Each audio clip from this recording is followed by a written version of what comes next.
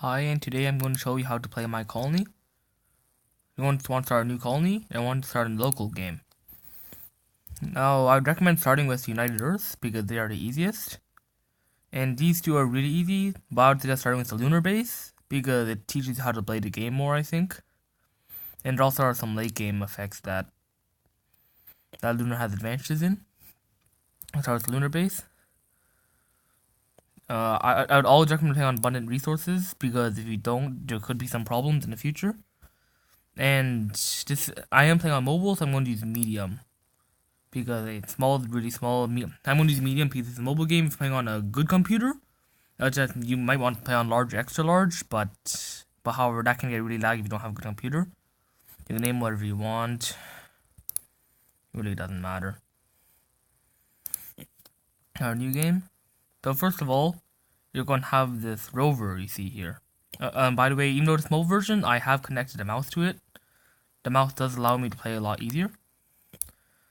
So you can look around the map. So here, first thing, you have this rover. And you have all these options. This is just a cancel. This won't really do anything. This will destroy it. This one will, you can see statistics. This will set parking spot. I really don't use this. This will set to harvest. This will move. And it'll see what it can build.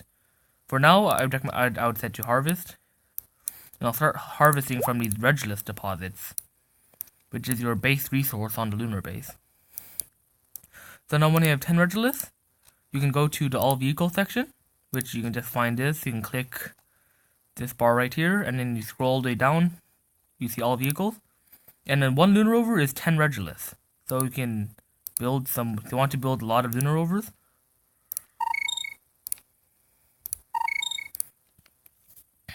and then you should keep on building them until you have about, like, maybe...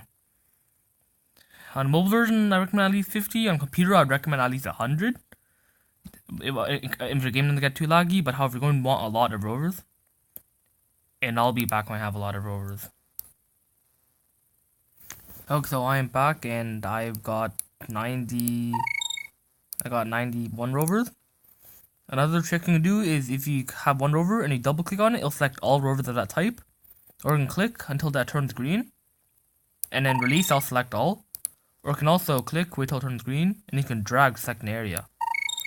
So those are some nice tips to control rovers.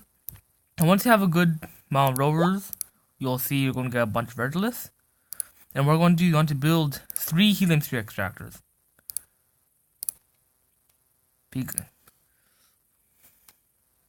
Now we see helium-3 extractors.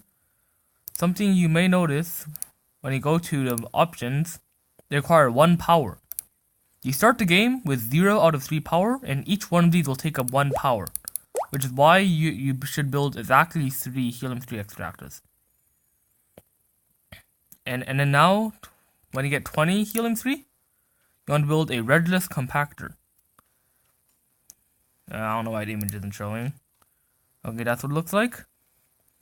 And then this turns Regulus into ore, which is the most important resource in the game. So we're going to want a lot of that. And that's another thing, be careful when you're building your buildings. If a building is surrounded on all 8 sides, it will not be able to function. And also, you're also going to want to build roads in the future. That'll be explained next video. But how you're going to want to build roads, and when you build roads, you're going to need space to place the roads.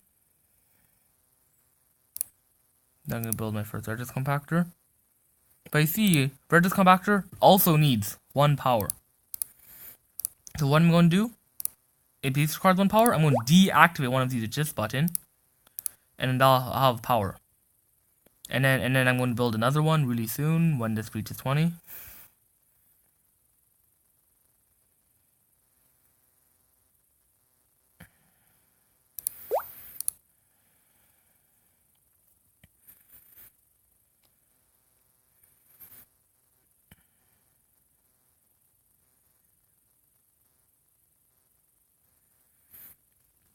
And then on 20, I can build another one. And see, because you got ore, a bunch of new options will show up. And we want to deactivate another one, so we can have those. And then now, you see my food's going down really quickly.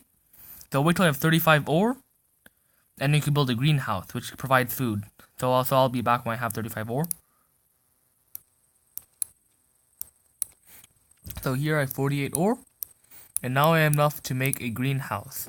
The greenhouse is right here, it's 35 ore. And then I'm going to place it right here. But however, this also requires 1 power, so expect this. I'm going to deactivate my last small human seed extractor. And now I have food production, and I have ore production. And now you may be wondering, well, in this kind of a standstill, you have food, you have ore, but how are you going to get anywhere without any more power? Now the thing is, you have the small solar panel. Small solar panel, let me move this. Once you have 150 ore, you can build one. So I'll be back once I have 150 ore, and then I'll show you. I'll show you the small solar panel. So I am back with 150 ore, and now I'm going to build my first small solar panel. Just build it, and that's going to be 8 more power. So now I have 8 more power to deal with, which also means I can reactivate all of my small human seed extractors. You can do it quickly by pressing the statistics and activate all. And also producing helium 3 again. And with that helium 3, I'm going to build more Regis compactors. As more Regis compactors, I can build more solar panels, which allows me to build more Regis compactors. So that'll be a pretty long cycle. And then I'll show you what it will look like after maybe 5-10 minutes maybe, and I'll show you what it'll look like. So I'm back with 5 solar panels and a good amount of Regis compactors. So this allows me to have a good supply of ore, and I have plenty of power. But another thing you might notice that your water supply might be going down, and that can be solved with the water extractor. This gives you water, and I like to build this building. I like to build buildings 3 away from my greenhouse. Either 3 or 5. I'm going to do 5 this time. I like building 3 or 5 away from my greenhouse. I like my food and water supply because that's go to the base resources. And then now I'll get a supply of water. I'm going to build a few.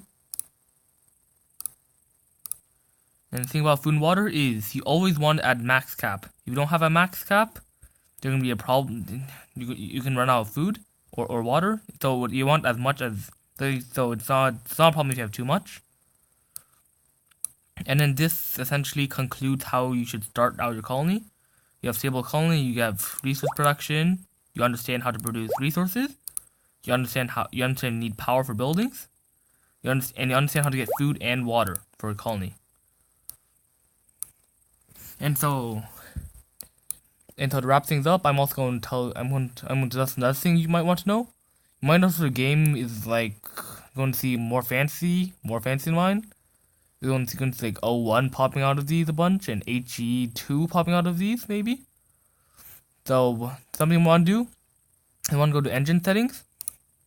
This is pretty important actually. You see it turned off colonists, turned off resource text poppers, turned off building animations, turned off lighting effects, change this to always day, turned off particle effects, I turned off render distance, and put a high cap on frames per second, and turn on low res mode. What it does is this will greatly reduce the lag that is in this game. You might not feel the game is laggy now, but however, it will get really, really laggy. And with that, you know how to solve for colony. And in the next video, I'll explain more about jobs and some other factors of the game you'll need to know. See you.